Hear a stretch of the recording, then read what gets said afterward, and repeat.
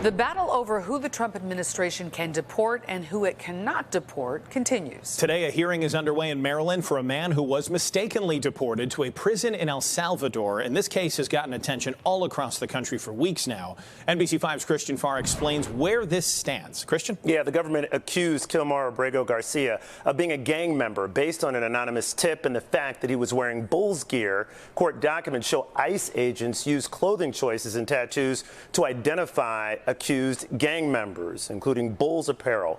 While the fight over bringing him home continues, a father and husband remain behind bars.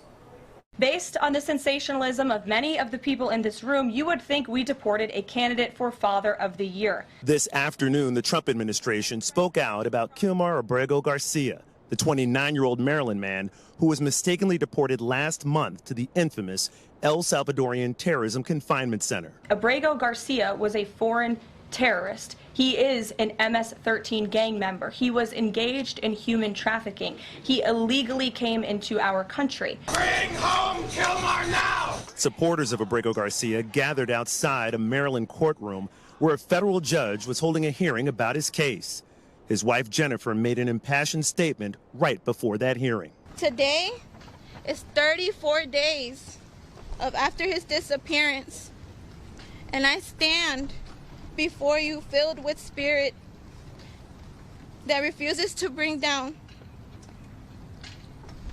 I will not stop fighting until I see my husband alive. Last week, the Supreme Court unanimously sided with a lower court that said the Trump administration needed to facilitate Abrego Garcia's release from custody.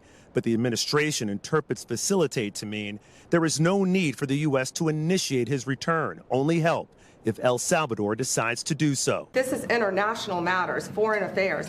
If they wanted to return him, we would facilitate it, meaning provide a plane. During his visit to the White House yesterday, El Salvador's president said he had no intention of releasing the 29-year-old. How can I smuggle a terrorist into the United States? I don't have the power to return him to the United States. Kilmar needs to come home, and it's time we see how exactly this will be fulfilled.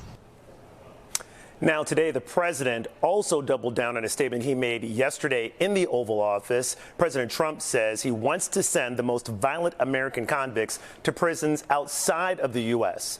The president is quoted as saying, "I would love to do that." Alex? Christian, thank you.